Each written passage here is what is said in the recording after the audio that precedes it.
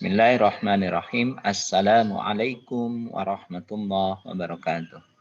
Alhamdulillahirabbil alamin wassalatu wassalamu ala asyrafil mursalin sayyidina Muhammadin wa ala alihi wa ashabihi ajmain amma ba'd. Bagaimana kabar antum ananda para juara kelas 5 di hari Kamis yang cerah ini? Alhamdulillah. Luar biasa. Allahu Akbar. Yes. Nah, pada kesempatan hari Kamis ini, ya tanggal 19 Agustus 2021, nah, kita akan mengulas pelajaran tematik tema yang kedua. Ya, kemarin kita sudah mengulas di sainnya tentang organ-organ dalam sistem pernapasan manusia. Ada rongga hidung, ya. Di dalam rongga hidung ada apa? Ya, betul, ada rambut ya. Ada rambut yang di dalamnya, di ujung-ujungnya ada saraf pembau. Di dalam rongga hidung juga ada lendir, selaput lendir. Nah, yang kedua, setelah rongga hidung adalah faring atau tekak ya. Nah, yang berikutnya tenggorokan. Nah, yang terakhir adalah paru-paru ya.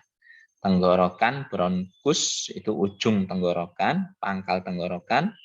Kemudian bercabang menjadi dua, yaitu bronkiolus. Nah, ke paru-paru kanan, ke paru-paru kiri. Nah, bronkiolus itu bercabang-cabang lagi lebih kecil, yaitu alveolus di dalam paru-paru. Nah, alveolus itu merupakan tempat pertukaran antara gas oksigen dan gas karbon dioksida di dalam paru-paru. Nah, sekarang kita akan mengulas gangguan pada sistem pernapasan manusia, pada organ pernapasan manusia.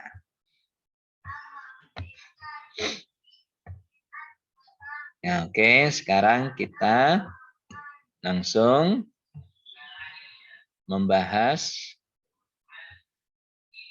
tentang gangguan pada pernapasan manusia. Nah, yang pertama adalah asma ya. Semuanya sudah tahu ya tentang penyakit asma ya. Oke. Nah, penyakit asma adalah merupakan penyempitan pada saluran pernapasan ya. Terjadi penyempitan. Nah, pemicunya itu bisa karena alergi ya. Nah, polusi udara ataupun udara dingin. Nah, kalau udara dingin berarti alergi pada dingin, pada hawa dingin. Nah, ini pemicu dari asma. Nah, asma itu ada tanda-tandanya. Nah, ditandai dengan adanya sesak napas, dada terasa sesak, dan batuk-batuk.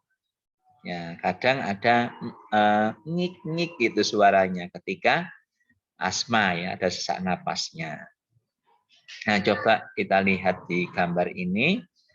Nah, ini rongga pernapasan ya, saluran pernapasan yang normal ya.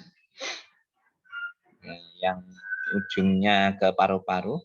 Nah, ini yang asma, menyempit ya. Nah, ini mengalami penyempitan. Kalau yang normal longgar. Nah, kalau yang asma ini mengalami penyempitan. Nah, itu asma. Yang berikutnya flu. Nah, penyebabnya adalah virus influenza. Bisa menyebar melalui udara. Nah, benda yang terkontaminasi ya, terkontaminasi oleh penderita flu. Nah, misalnya dropletnya ya, itu nempel di benda-benda, kemudian dipegang oleh orang lain, nah, akhirnya tertular. Nah, bertemu langsung dengan penderita, itu juga menjadi media penularan penyakit flu. Nah, ini gambarnya penyakit flu ya. Selanjutnya adalah pneumonia. Nah, pneumonia penyebabnya itu adalah virus, bakteri, atau jamur. Nah, infeksinya pada paru-paru, pneumonia ini ya. Nah, pada paru-paru. Nah, salah satu virus yang bisa menyebabkan terjadinya penyakit pneumonia adalah virus SARS-CoV-2. Nah, ini virus SARS-CoV-2 ini adalah virus dari penyakit COVID-19. Nah, gejala pneumonia itu ada demamnya, jadi suhu badan naik. Kemudian batuk-batuk, sesak napas, dan menggigil. Nah, ini paru-parunya orang pneumonia ya. Jadi paru-parunya itu yang berwarna putih itu berarti mengalami ya peradangan, mengalami sakit ya. Nah, yang biru itu yang masih sehat. Nah, yang putih yang dikodai itu mengalami sakit. Nah, ini paru-paru normal ya. Paru-paru normal itu seperti ini. Nah, ya. Paru-paru yang sehat. Jadi paru-paru kanan, paru-paru kiri. Nah, sedangkan paru-paru penderita COVID-19 ya, termasuk paru-parunya pneumonia karena virus COVID. Nah, ini ya. Nah, ini tanda panah mengalami peradangan putih-putih ini ya. Nah, ini berarti paru-parunya tidak sehat. Nah, ini memang pneumonia itu ya gejalanya pada paru-paru ya. Nah, ini beberapa contoh ya penyakit atau gangguan yang terjadi pada organ pernapasan kita. Masih banyak yang lain yang antum bisa cari. Contoh gangguan pernapasan yang lain ada bronkitis, ya. Nah, ada penyakit yang lain radang pada tenggorokan, ya, nah, dan lain-lain. Maka tentunya kita ya harus menjaga kesehatan kita, ya, menjaga kesehatan organ pernapasan kita, menjaga organ hidung, menjaga organ tenggorokan, termasuk organ paru-paru. Nah, untuk menjaga organ hidung, ya kita dengan cara yang pertama menghindari ngupil, ya. Nah, menghindari ngupil. Berikutnya pula melakukan istinsyak, ya. Jadi antum yang belum bisa melakukan istinsyak, ya sekarang mulai belajar melakukan istinsyak. Istinsyak itu apa? Ada yang tahu? Ya, pada saat berwudu itu kita melakukan istinsyak. Istinsyak itu menghirup air melalui lubang hidung begitu. Itu istinsyak ya. Menghirup air melalui lubang hidung. Lantas dikeluarkan. Nah, nggak usah terlalu keras, terlalu dalam. Nanti agak sakit. Jadi cukup membasahi rongga hidung kemudian dikeluarkan lagi. Nah, itu membersihkan rongga hidung kita. Nah, ya. Kemudian menjaga organ pernapasan dengan tidak melakukan pengotoran udara, ya, menghindari kita terpapar oleh asap, ya, asap pembakaran, asap polusi udara dari kendaraan, asap pabrik, itu kan menjadikan polusi udara, pencemaran pada udara. Termasuk makan makanan yang sehat dan bergizi, olahraga teratur, ya. Nah, itu akan bisa menjaga, ya, menjaga organ pernapasan kita, termasuk tidak mengkonsumsi zat-zat yang bisa mengganggu organ pernapasan. Nah, tidak merokok, nah, contohnya. Nah, tidak mengkonsumsi obat-obat terlarang seperti narkoba. Nah, itu juga bisa merusak paru-paru. Ya. Itu beberapa ya, cara agar kita bisa menjaga ya kesehatan organ pernapasan pada tubuh kita. Nah, Nah, sekarang ada tugas untuk antum ya. Nah, tugas antum adalah menggambar sistem pernapasan manusia. Ya, tugas antum menggambar sistem pernapasan manusia. Nah, ini contohnya. Antum bisa menggambar yang ada pada contoh ini atau mencari gambar yang lain. Yang penting judulnya adalah sistem pernapasan pada manusia. Nah, ketentuannya menggambar di kertas gambar ukuran A4 atau A3 lalu diwarnai ya. Yang kedua, pada gambar dilengkapi dengan nama organnya. Ada keterangannya, ini hidung, ini faring, ini tenggorokan ya. Ini paru-paru begitu. Nah, yang ketiga di bawah atau samping gambar disertai keterangan fungsi dari masing-masing organ pernapasan. Jadi gambar itu ada keterangan nama organnya, hidung, paru-paru, laring, tenggorokan, faring, tekak. Lantas diberi keterangan fungsinya, fungsi hidung apa, fungsi laring apa, fungsi tenggorokan apa, fungsi faring tekak apa, fungsi paru-paru apa, begitu. Ya. Nah, kapan dikumpulkannya? Dikumpulkannya maksimal hari Selasa tanggal 24 Agustus 2021. Ya, via Google Classroom. Nah, kalau antum kesulitan memakai Google Classroom bisa chat WA pribadi ke Pak Mizan. Nah, ini diperhatikan. Jadi ini nilainya besar ya. Nah, tugas-tugas itu antum harus mengerjakan dengan lengkap.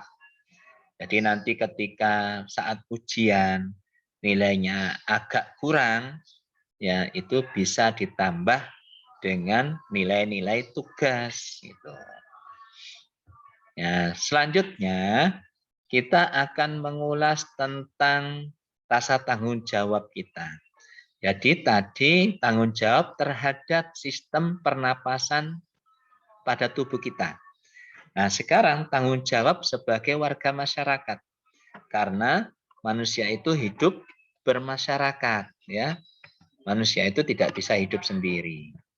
Nah, ini sebagai contoh dalam sebuah musyawarah. Tentu di dalam kehidupan bermasyarakat banyak masalah. Nah, itu harus dimusyawarahkan. Nah, arti penting bermusyawarah adalah bisa menyelesaikan masalah bersama. Nah, rasa tanggung jawab dalam musyawarah itu bisa diwujudkan dalam 5 hal. Yang pertama adalah menjaga ketenangan jalannya musyawarah. Ya, tidak membuat gaduh, tidak membuat keramaian ketika bermusyawarah. Ketika ada orang ngomong, didengarkan dengan baik. Yang kedua, menyampaikan pendapat yang bisa dipertanggungjawabkan. Jadi berpendapat itu harus difikirkan dulu. Ya, tidak asal ngomong, ya, tidak ngawur. Yang ketiga, memberikan kritik disertai masukan. Nah, itu tanggung jawab dalam musyawarah ya. Kalau kita memberi kritik, maka kita memberikan solusi, memberikan masukan. Nah, yang keempat, mengikuti musyawarah sampai selesai. Jadi nggak boleh walk out, ya, keluar dari ruang musyawarah sebelum selesai. Apalagi kalau pendapat kita tidak diterima oleh pimpinan musyawarah atau oleh peserta yang lain, lantas kita mutung keluar dari musyawarah. Nah, itu nggak boleh.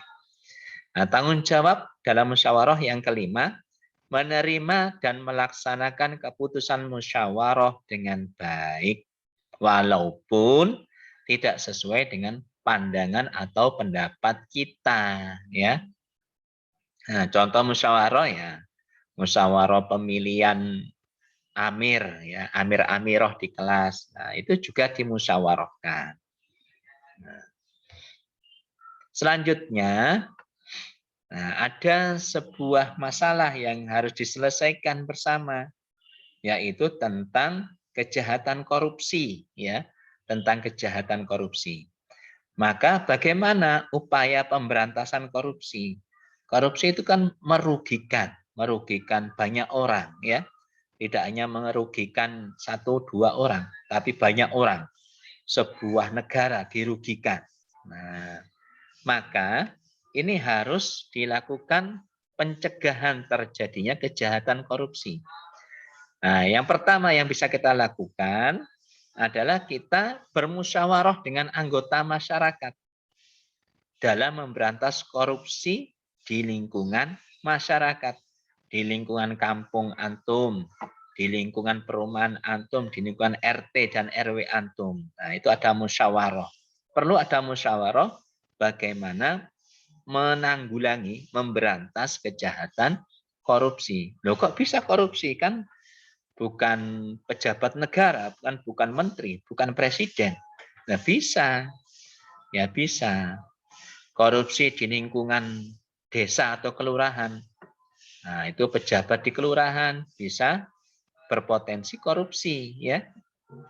Nah, korupsi apa? Korupsi dana desa, dana kelurahan. Nah, kalau di kelas, di sekolah, korupsi apa?